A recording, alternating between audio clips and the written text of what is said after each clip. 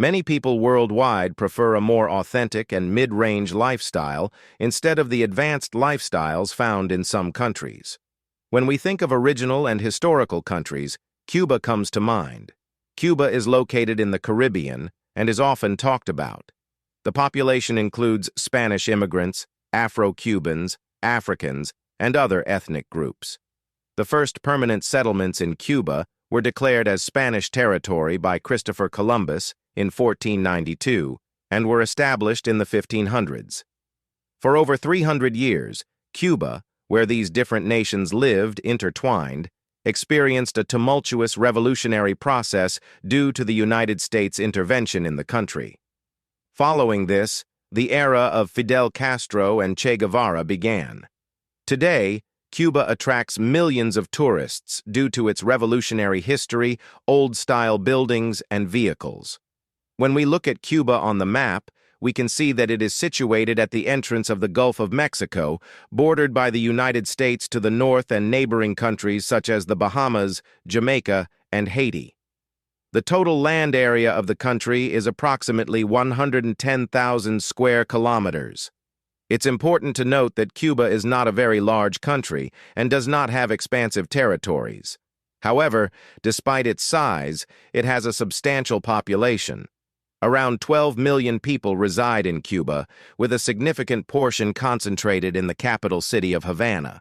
Havana is one of the country's most popular and densely populated cities, housing around 2.5 million people.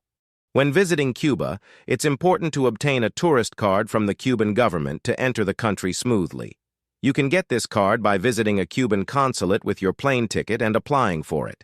The tourist card costs $2 and allows you to travel in Cuba for 30 days. It's essential to take good care of this card during your stay because the Cuban government does not stamp your passport upon entry and exit, but instead stamps it on the tourist card. Therefore, you must present this card when entering and leaving the country. On the other hand, Spanish is the official language spoken in Cuba today. However, even if you speak English in tourist areas, you won't have any communication problems. Like in any country, English comes in handy in Cuba. However, the main challenge in Cuba is dealing with the fact that almost everyone who realizes you are a tourist will try to charge you exorbitant prices. You immediately understand the first examples of this as soon as you arrive at the airport, with Cuban taxis demanding $40 to $50 for a 5-minute ride to the city center. While similar problems with taxis and businesses occur in many parts of the world, but in these countries, people have many side hustles, so they may charge lower prices. Perhaps the biggest problem in this country stems from the fact that tourism is the primary source of income. As a result, locals may see every tourist as a potential cash machine. Therefore, when you travel to Cuba, it's important to remember to negotiate for every purchase you make, whether it's for a taxi, at a market, or for any other service. If you agree to the first price offered, you may end up paying more than necessary. For example, if a taxi initially asks for $30, you can likely find others willing to take you for $7 or $8. It's also possible to negotiate the price down to $7 or $8. However, if you're using transportation for tourist activities, such as touring in one of Cuba's famous old cars, you may not be able to negotiate as much. For an hourly tour of Havana in a vintage car, expect to pay between $20 to $25. When you are in Cuba, you must also be cautious when exchanging currency. Similar to the black market practices in Argentina, they also exist in Cuba.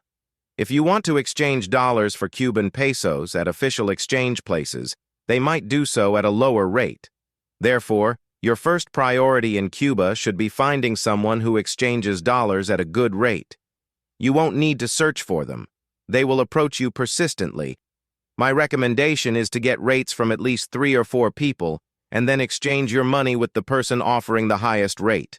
However, this situation should not make you uncomfortable because when you go to Cuba, there's no need to exchange a large amount of money. Many places, from restaurants to hotels, accept payment in dollars.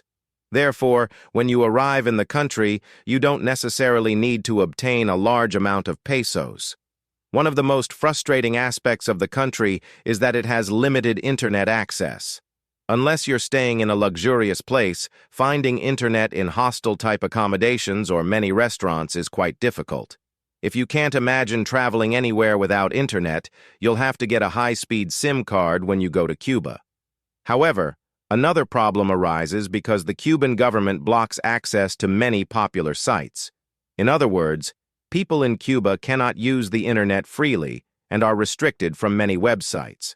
Additionally, many residents of Cuba don't even own mobile phones, let alone smartphones, due to the country's economic situation.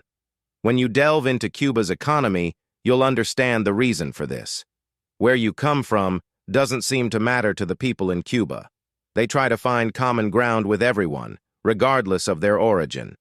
After establishing a connection with you, they may guide you to a cigar shop, restaurant, or some other place.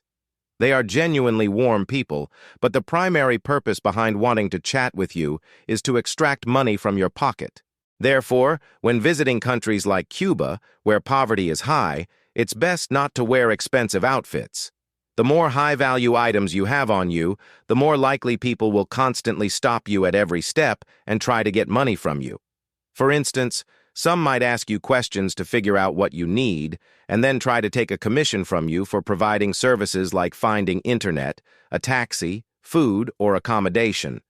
It's important to be aware that in any struggling country where money is scarce, scams are common. When you walk through the streets of Cuba, the first thing you'll notice is that they are filled with people. Local residents enjoy sitting in front of their houses, chatting with each other. Moreover, the houses in Cuba are at least 40 years old and are behind the modern world, even in the central areas of the capital. People live in old houses where the paint and plaster have worn off and the windows have rusted. While they may look charming from a distance, these old houses are not very comfortable to live in, considering they do not meet modern living standards. Also, if you want to live in the old buildings where real Cubans live and are genuinely curious about their lives, I should mention that Cuban people rent out rooms in their homes in exchange for money. They open their homes to provide you with a room and a bed, allowing them to earn money from tourists. Of course, I don't know to what extent you would prefer to stay in a local person's home and pay for it instead of staying in a hotel or hostel, because the conditions inside the homes are quite basic. For instance, many of these homes have broken stairs, cracked walls and ceilings, and lack electricity and plumbing. These might make you feel uncomfortable when staying inside. This is the life of the Cuban people. Therefore, staying in a local person's home may not be ideal for you, especially if you are used to living in hotels. I should mention that the scenes you're seeing are not from wealthy families. Even in the central areas of the capital, people are dealing with various shortages. Firstly, you may have heard that Cuba is governed by socialist laws and regulations. So, let's explain what a socialist state means. If a country identifies as socialist, it means that the state provides for all the essential needs of its people. This means the state is responsible for meeting the housing, food, and drink needs of the people.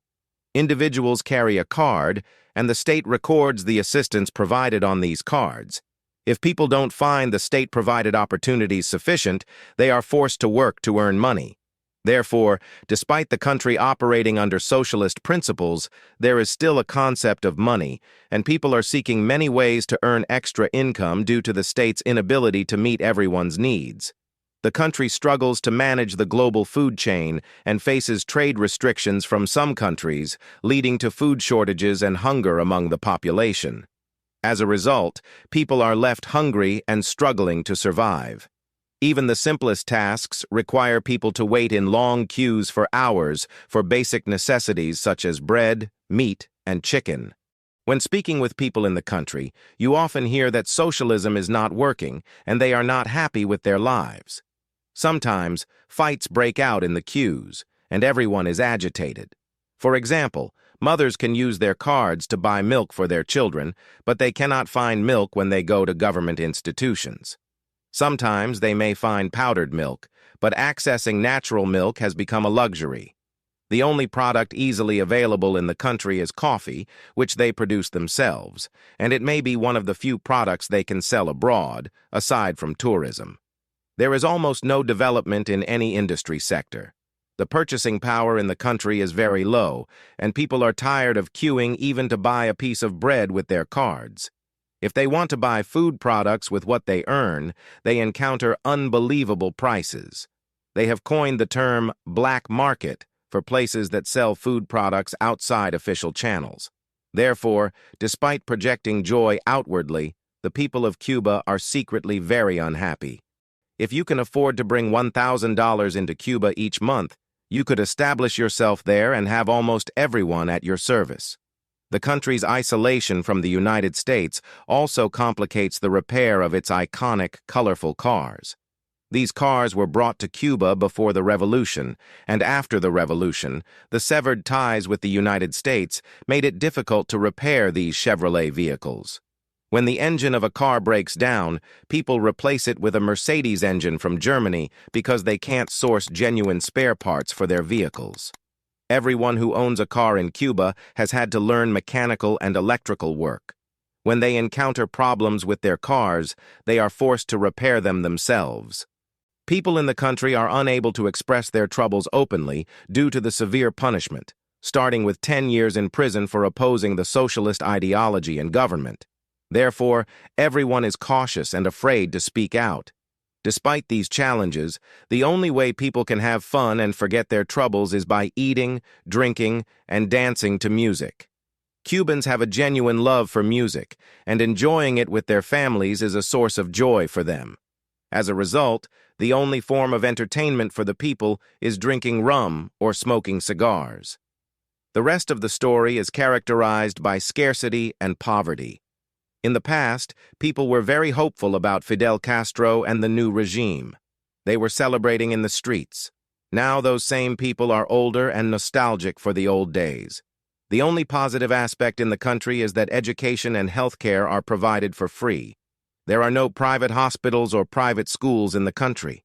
Cuban people must rely on the quality of the health and education services provided by the state. Another issue is that car usage is limited to central points in the capital, with people in many parts of the country preferring to travel by horse-drawn carts, bicycles, or on foot.